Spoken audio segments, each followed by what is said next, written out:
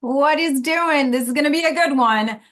Today, I'm going to tell you what registered dietitians need to start doing in 2025. And when I tell you this video is going to be a juicy one, it's going to be juicy. So, as a business coach for RDs and CNSs for the last decade, I have super keen insight into the characteristics of successful dietitians. And you guys may have remembered a couple of weeks ago, I was discussing a super important characteristic, and that one was accountability. And today, in today's video, I'm going to piggyback off of that characteristic and talk about something I single-handedly think is the death of most registered dietitians' practices, and it is all in their head. So for those who don't know me, I am Amy Plano. I am a registered dietitian, and I am the owner of the Reimbursement Dietitian, and I help dietitians get credentialed, build a shit out of insurance, and make the money they deserve.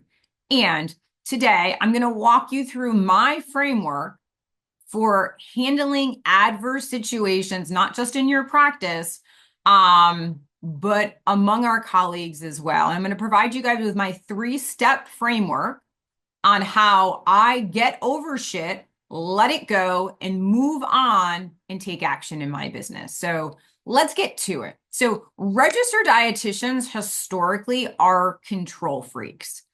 Many appear to have a very high level of anxiety.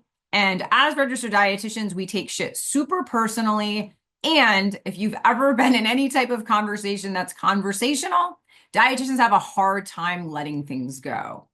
With that being said, that mindset, unfortunately, means a lot of dietitians spend more times in their head and less times actually building their empires. And that's where I really struggle as a coach, as a dietitian, as somebody who has a successful private practice, because as dietitians, we just seem to like to make a lot of noise.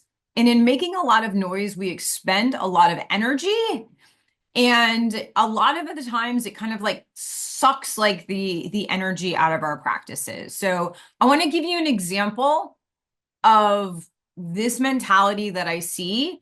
And then I want to walk you guys through my 3-step framework for how I work through negative situations like this, so they don't impact my business and I continue to move forward. So as you guys know, dietitians love to vent, they love to pot stir, and they love to complain publicly, especially in the public Facebook pages. And some dietitians will spend hours complaining about things like licensure, low pay, aggressive business coaches, telehealth companies. But when you ask them what they are doing positively to impact the outcomes, they quickly revert back to the role that they are the victim, right? And so many registered dietitians they're not liberated because they kind of look around, they're a victim, they're a circumstance of the scenario, and they do nothing about it. So I'm here to tell you, it is okay to be super frustrated. It is okay to be annoyed. It is okay to even be mad about certain things and aspects of running a private practice, but it is not okay to complain, especially publicly, because you are just crowdsourcing for more negativity. So complaining accomplishes nothing. I'm not adverse to venting, but when people go into the public forums to vent, they seem to need more attention than they want to change the outcome. And if you've ever seen any of these conversations I'm referring to, the situation seems to get worse because people complaining and not taking action, it creates a toxic environment. So it does not improve the situation at hand. So today I'm going to talk you through, like I said, my first top 3 things that come to mind when trying to change your mindset in regards to things that are negative. So first things first, you have to start focusing on what you can control and relinquish the shit that you can't from your mental bandwidth. So the best thing I ever did as a registered dietitian starting a private practice was to assume everything was my fault. And what I mean by that, both good and both bad, right? Because by assuming responsibility and stepping into that role, I really realized I could change and I had the power to control my practice. And when I mean both good and bad, I'm going to use a couple different examples to illustrate by focusing what I can control of and my reaction to that really significantly changed how I propelled my business forward. So in 2017, I was preparing for the Disney Half Marathon, and I remember walking out to my mailbox, and I saw two very thick envelopes from the IRS. And it was never anything that I even like considered in my head, because it was just, I'm not one of those people that obsess, but I was audited for my 2015, 2016 taxes. And when I use the word stressful to describe what I went through for 2 years, doesn't even do it justice. And in the beginning, right, I was like a typical dietitian. I was mad, I was frustrated, I was pissed off, and I wanted to blame everybody aside from myself. But as we went through the audit, I quickly really learned that were certain things that I did have control over. And then the things that I thought I might not have control over, I was told, and it was my responsibility to do what I wanted with that information. And so while I look at an IRS audit as a very stressful, scary thing, I learned so much from that because I wanted to turn that pain into success, right? And so I look at the IRS audit as one of the worst things I've ever gone through in my life, but also one of the most educational opportunities for teaching you guys how and what not to do with your taxes, right? I also left that experience like super empowered because I had all of this education, new resources, and yes, it was not fun, but I was able to control and assume my responsibility in that. And so at the end of the day, the IRS doesn't care if your accountant told you to do XYZ because ultimately you are responsible if something goes wrong. So by focusing what I could control and going forward, I was able to really control how I reacted and change things going forward. The same is true about mediocre hires, right? For a really long time in my practice, I would always complain about the hires and people that I had working on my team. And I would almost blame them for the shortcomings in my practice. But the reality was, I had a really big role, right? I was responsible for those hires. And if they were not awesome, it meant that either I allowed them to behave in a certain way, or I did not give them the training they needed, right? So it kind of comes back to that first process, like focus on what you can control and your reaction, right? In those scenarios, those are pretty negative things that could have consumed my life, but I realized my reaction and what I did with that reaction and what my next step was in terms of that reaction changed the game, right? Because I realized I was ultimately responsible, which leaves me to number two, which is pretty similar to number one. And I think a lot of dietitians struggle with this one is recognize your role and then recognize your impact, right? Dietitians love to play the role of the victim, but what they do not realize or they fail to realize because they are selling themselves this bag of shit that most dietitians have a choice and a role, but the choice requires them to do something. And oftentimes that something is hard. It's easier to be like, oh, woe is me, I can't do this. It's the academy's responsibility. It's a licensure board's responsibility. It's this coach's responsibility. It's like when people say to me, like, I hired a business coach, and their program didn't work.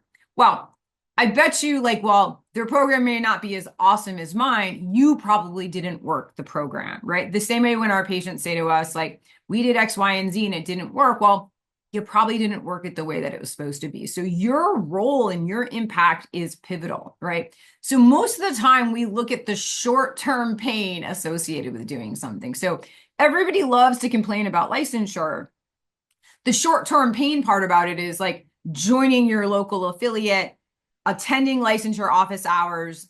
So it takes away time and it takes effort. And so most of you guys aren't willing to put in the effort, but you still love to complain about it. And I'm here to tell you, you can't do that anymore, right? You can't complain about something that you're not willing to take action on. And the reality of most of the time when you recognize your role and your impact, yes, in the short term, it requires more effort, more action, more advocacy. But the long-term achievement far trumps that short-term pain. But we as individuals have a really hard time conceptualizing that we might have to work really hard and be uncomfortable for a pretty significant period of time. But recognizing your role and your impact, which is number 2, is critical. And I think that dietitians' ability to kind of self-assess that is a missing piece of our DNA. So not only do you need to focus on what you can control, which is your reaction and your action to these situations that we're talking about, you also need to recognize your role as well as the impact you can have, right? Every single time you complain, you can either, you have 2 choices, right? Do something about it or shut the fuck up. So that leads me to number 3, things that have been helpful for me in terms of moving forward in situations that were negative. I have this saying in my head, and I hope you will adopt it: do something about it or shut the fuck up. Okay, right? So ask yourself right now, if there's something that is bothering you, annoying you, you're complaining about, are you willing to do something about that situation right now? Are you willing to take the necessary action you know you need to take to change the behavior, which will get a different outcome? If the answer is no, and I want to be very clear, it's okay. It's okay if you're not willing to do the shit you need to do to get the outcomes you want. Just stop complaining about it. Because you complaining about it and not doing anything about it does not change the situation. It just takes away from the mental bandwidth in your head. So a lot of times in life, like, I'm not willing to take action, but I'm also not willing to complain because I realize me complaining has a much more adverse effect, in terms of that. So yes, probably the shit you're going to need to do something about the situation that is bothering you is going to require effort and is going to require some intentional thought. But stop obsessing about the stuff that doesn't matter or the shit you cannot control, right? That is a big one. And I'm going to just use the example of something like telehealth, right? You guys send me hundreds of DMs per week, all about what I think about telehealth or what telehealth is going to look like in the future. Unfortunately, independent of the advocacy that I can do for the Connecticut Academy and the Academy of Nutrition and Dietetics, I feel like I have done all that I can do. And so what the ultimate impact is outside of my control. So I give very little fucks about things I cannot control.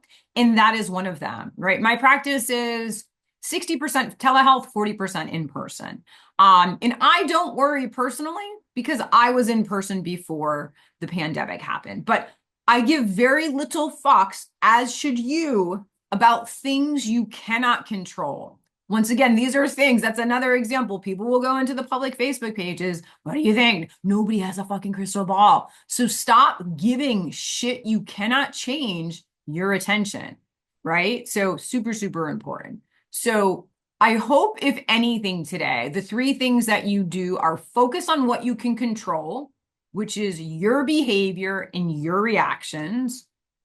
Recognize your role and your impact, because most of the time, your role is pivotal and you have the power to do something, the power to change and have an impact, but you're choosing not to, which is fine, but you do have that power. And then either do something about it or shut the fuck up, right? So get over it. Let that shit go. 2025 is the year of stop playing the role of the victim. You need to start moving on. You need to start taking action. You need to stop complaining. You need to start doing. Because a lot of you guys have a lot more control over your practice than you actually think. As a private practice dietitian, your mindset, what's inside here, sets the tone for your work.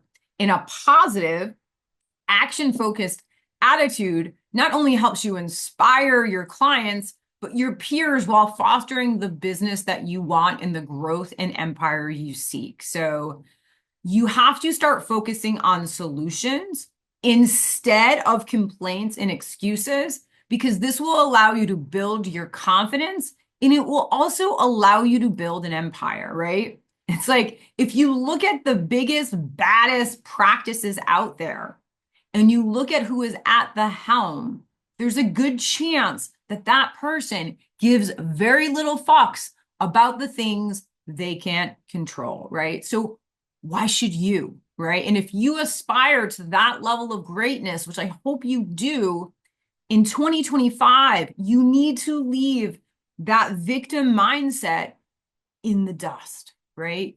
We need to be forward thinking. We need to be action seeking. Will it require more effort? Of course.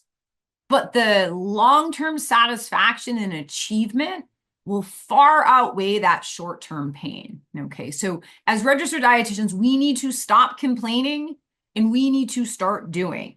And I guarantee you, if you do those two things, it will change the trajectory of your practice. So once again, Amy P, trying to serve it up for you guys real. I would love, if you didn't already, to subscribe to my channel, because as you know, I release juicy shit just like this every single week. And I would love more than anything if you share this video with somebody who you might be struggling with mindset shifts, because mindset shifts are tough, but mindset shifts change the trajectory of your empire. So please like, comment, share, because as you guys know, running a business, private practice is tough, but when we have support and community tied all into one, it makes it that much better. So I'll see you guys next week on the next video. And hopefully you guys will stop giving fucks about things you cannot control.